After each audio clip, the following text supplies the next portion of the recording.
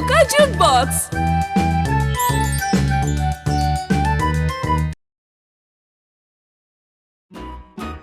घमंडी बहू। जूली फॉरेन में पढ़ी लिखी और मॉडल ख्यालों वाली लड़की थी। वो अपनी ग्रेजुएशन कंप्लीट करके 3 साल बाद इंडिया लौटी थी। जूली के माता पिता अर्नव और प्रिया बहुत संस्कारी थे, पर फॉरेन से लौटने के बाद जूली अब तक बहुत ही बदतमीज हो गई थी। एक दिन प्रिया रसोई में काम कर रही थी। बेटा, जरा सी मदद कर दे। ओह मॉम, आर यू मैड? मैं इस घर की बेटी हूँ, कोई मेड नहीं। घर के काम करने से कोई छोटा नहीं होता बेटी। You so cold housewives। ये कोई तरीका है भला अपनी माँ से बात करने का? माफी मांगो। मैं क्यों माफी मांगू? आप मांग लीजिए डैड। ये कहकर जूली वहाँ से चली जाती है। जूली के बिगड़े हुए बर्ताव से उसके माँ बाप बहुत परेशान हो जाते हैं। इस चीज का हल निकालने के लिए जूली की माँ कहती है, देखिए जी, मुझे आकाश बहुत पसंद है। उसके माँ बाप को भी हम बहुत समय से जानते हैं, तो क्यों ना हम जूली की शादी आकाश से कर दें? हो सकता है शादी के बाद जूली में बदलाव आ जाए। ये सही रहेगा। मैं आज ही शोभा जी से बात करता हूँ और जूली की शादी फिक्स कर देते हैं। अर्नव जूली की शादी आकाश से करा देता है। आकाश के माता पिता बहुत ही सभ्य लोग होते हैं। वे लोग जूली की गलतियों को अपनी बेटी समझकर नजरअंदाज कर देते हैं, पर जूली फिर भी अपनी हरकतों से बाज नहीं आती। एक दिन घर में मेहमान आए हुए थे। मदर इन लॉ, मैं डिस्को जा रही हूँ। समय देखा है, रात 11 बज रहे हैं। I'm not talking to you। मैं बस बता रही हूँ, होश नहीं रही। मुझे आते आते सुबह हो जाएगी। आकाश के परिवार की मेहमानों के सामने बहुत बेइज्जती हो जाती है। सुबह सुबह जूली घर आती है। मदर इन लॉ, मेरी तबीयत बिल्कुल भी ठीक नहीं है। सर बहुत जोरों से दुख रहा है। आओ बेटी, मैं तुम्हारे सर की मालिश कर दूं। ओह गॉड, इतना बदबूदार तेल, जाइए अपने सर पर ही लगा लीजिए। ये ड्रामा करने की जरूरत नहीं। रोज रोज के आप लोगों के ड्रामे मुझसे बर्दाश्त नहीं होते अब। धीरे धीरे बात बहुत बढ़ जाती है। जूली आकाश से कहती है, आकाश, तुम अगर मेरे साथ रहना चाहते हो तो तुम्हें अपने बूढ़े माँ बाप को छोड़ना होगा। मैं तुम्हें छोड़ सकता हूँ, माँ पिताजी को नहीं। नहीं नहीं बेटा, हम लोगों ने तो अपनी पूरी जिंदगी देख ली। हमारे कारण तुम दोनों में खटास आए, हम ये नहीं चाहते। जूली अपने बूढ़े सास ससुर को वृद्ध आश्रम में भिजवा देती है। जूली रोज अपने फ्रेंड्स को लेकर घर आती है और सब मिलकर दारू पीते हैं।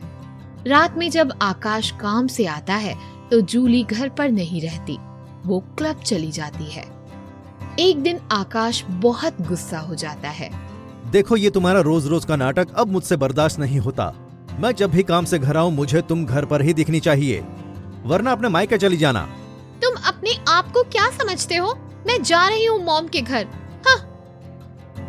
जूली अपने माँ बाप के घर आ जाती है। वहाँ जूली की माँ कहती है, यहाँ क्यों आई हो? इस घर का दरवाजा तुम्हारे लिए बंद हो चुका है। ये क्या बोल रही हो मॉम? जो लड़की अपने बूढ़े सास ससुर को वृद्धाश्रम पहुंचा सकती है, उसका क्या भरोसा? पता चला इस घर से हमें भी निकलवा दे। पर मैं ऐसा क्यों करूंगी?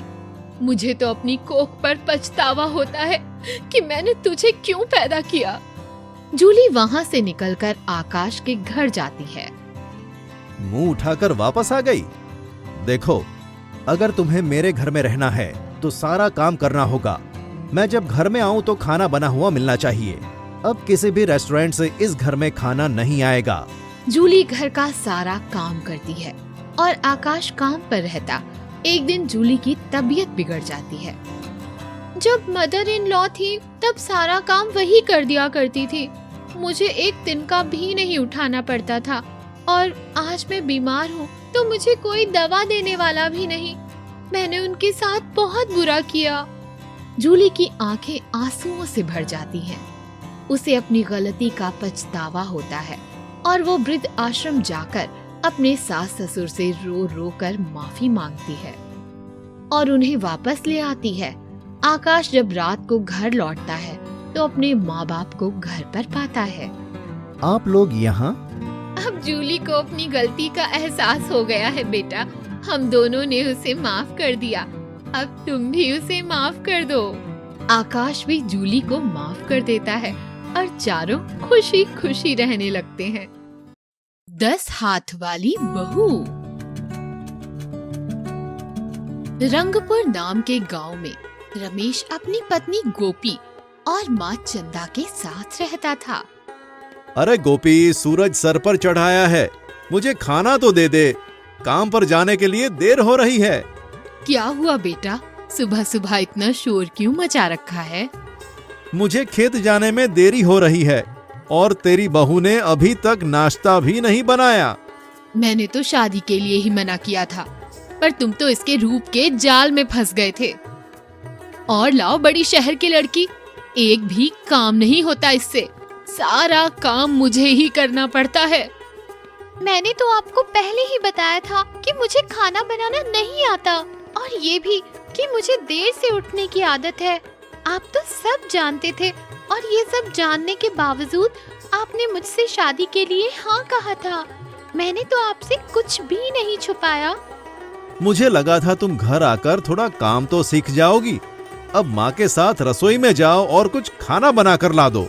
एक काम करो बहू, मैं रमेश के लिए नाश्ता बना देती हूँ, तुम चाय चढ़ा दो। गोपी रमेश के लिए चाय बनाकर उसे देती है। उसे पीते ही, हे भगवान, इस लड़की को तो चाय भी बनानी नहीं आती। माँ, इसे तुम ही संभालो, मैं तो चला काम पर। रमेश काम पर चला जाता है। मैंने खाना बना लिया है, तुम कम से कम कपड़े तो धो लो। गोपी कपड़े धोने जाती है और धोते वक्त कपड़े फट जाते हैं। हे भगवान, इस लड़की को तो कपड़े धोने भी नहीं आते। मुझे कपड़े धोने नहीं आते, लेकिन मैंने कोशिश की, पर पता नहीं थापी से मारते ही कपड़े फट क्यों गए। चंदा गुस्सा होकर अपने कमरे में चली जाती है। गोपी रसोई घर में देखती है कि आटा खत्म हो गया है। वो आटा लेने बाजार जाती है।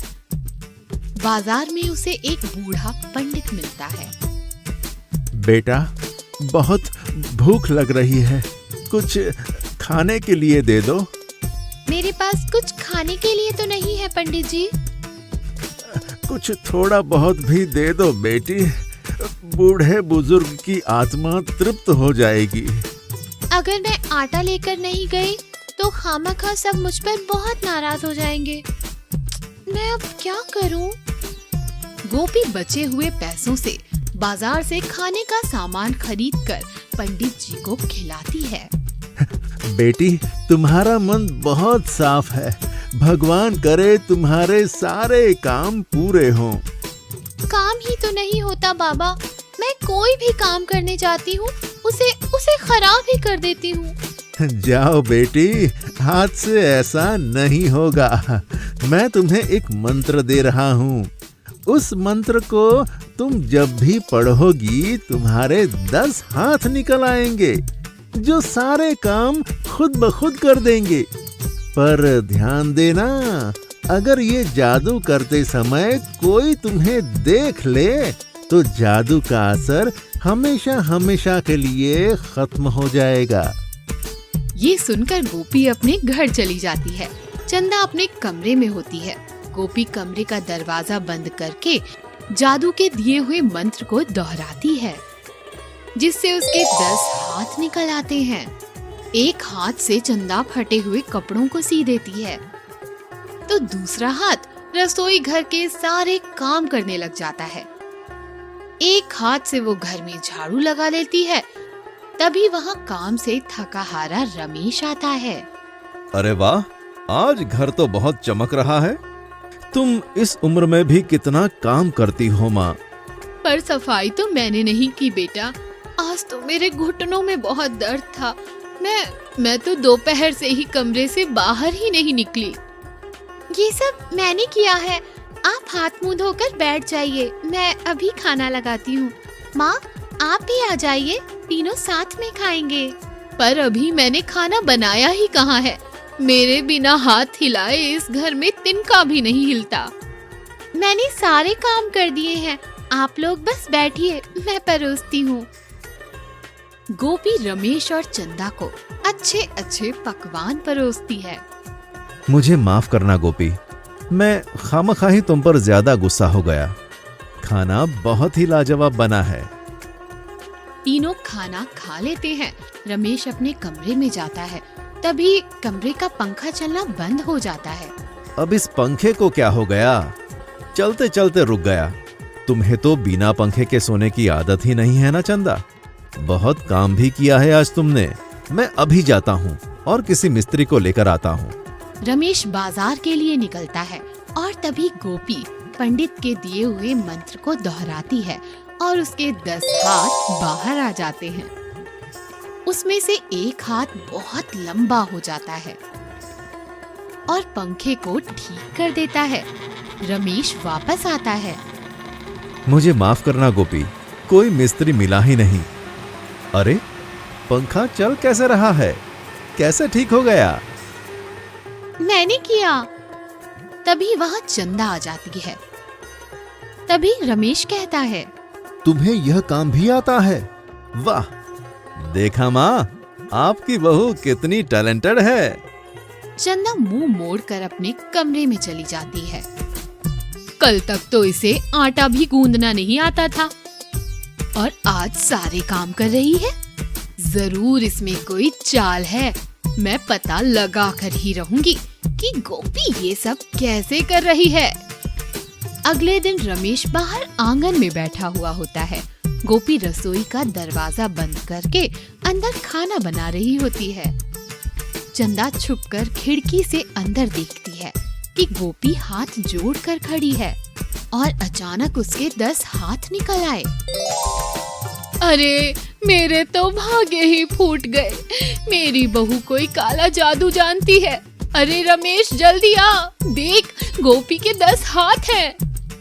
रमेश दौड़ता हुआ रसोई घर में आता है और देखता है कि गोपी के 10 हाथ बाहर निकले हुए हैं।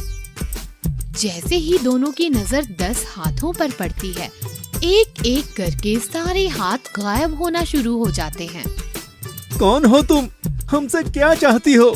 मैं आप लोगों की तरह आम इंसान ही हूँ, आप डरिए मत। कुछ दिन पहले मैं बाजार गई थी। वहाँ मुझे एक पंडित जी मिले। उन्होंने मुझे एक मंत्र दिया था जिसके सहारे मैं घर के सारे काम कर रही थी, पर आज आप लोगों ने मुझे उस जादू का इस्तेमाल करते हुए देख लिया और जादू खत्म हो गया। अब मैं फिर से किसी काम की नहीं रह जाऊंगी। अरे गोपी, इसमें नाराज होने की क्या बात है? तुम्हारा मन इतना अच्छा है। तुम हम सब की मदद करना चाह रही थी।